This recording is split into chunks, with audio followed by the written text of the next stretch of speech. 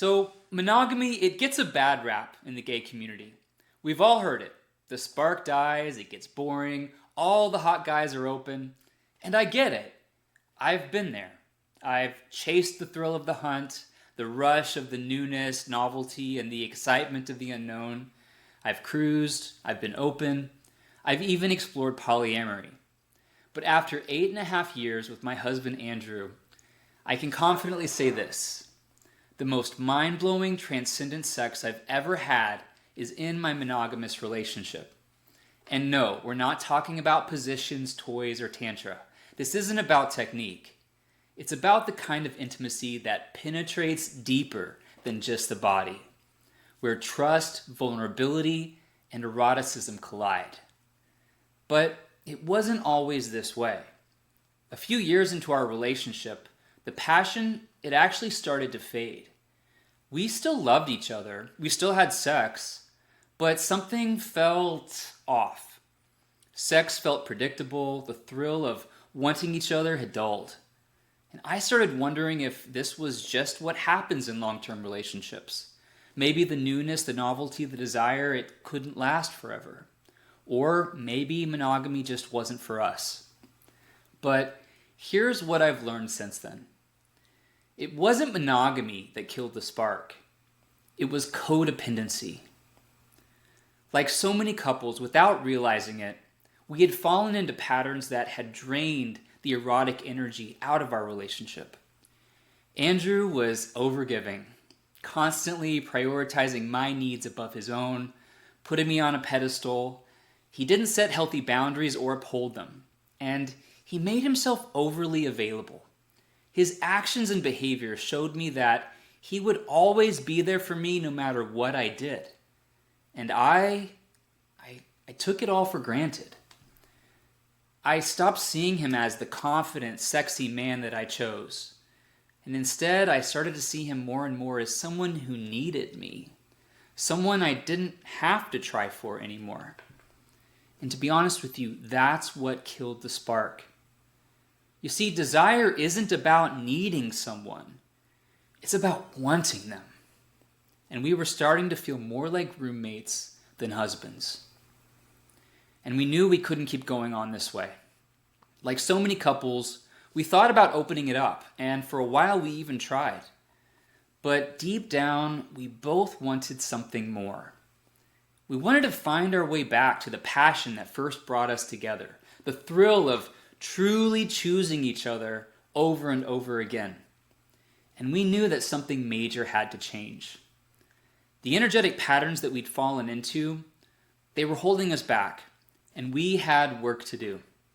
Andrew had to stop overgiving, and he had to start learning how to value himself. He had to learn to step into his power by setting and upholding boundaries, prioritizing his needs above pleasing me, and learning how to source his sense of safety and security and value from within, rather than needing me to provide that security and validation for him. And when he did, something major shifted. I began to see him differently, not as someone who would always be there for me no matter what, but as someone that I could lose. That woke me the fuck up, and I stopped taking him for granted. I started respecting him again and showing up as the partner he deserved.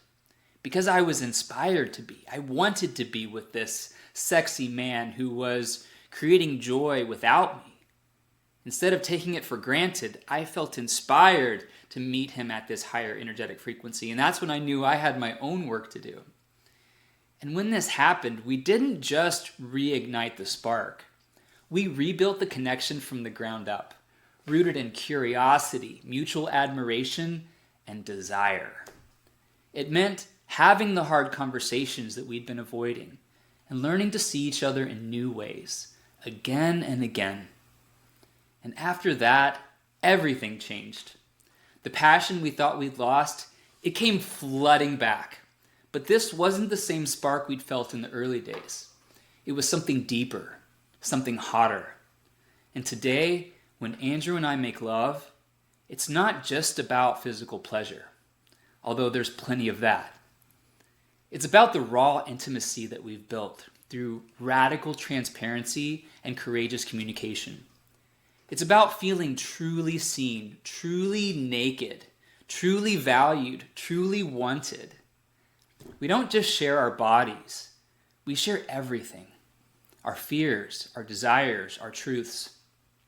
And in that openness, we've created a connection that is as thrilling as it is sacred.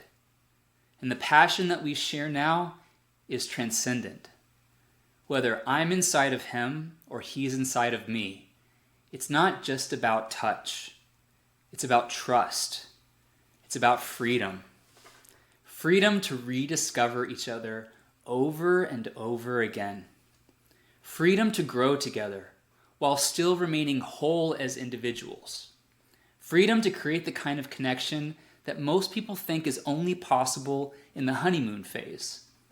To me, that's what makes our monogamous relationship so damn hot. The truth is, monogamy can be the most exciting, soul-shaking experience of your life, but it takes work. It takes breaking old patterns and learning how to show up as your full, authentic self. It takes building the skills to communicate your desires and boundaries with radical honesty, without fear of judgment or rejection.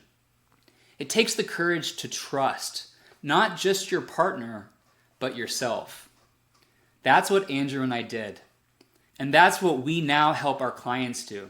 Take an inside-out approach to how they show up in their relationships so that they can show up as their highest selves and maintain passion without feeling like things will inevitably fade over time.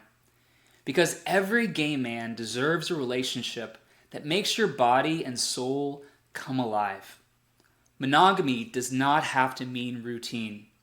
When you have the right skills, it can mean creating a fiery, lasting connection, one that deepens through every season of life and every evolution of who you are, both individually and as a couple.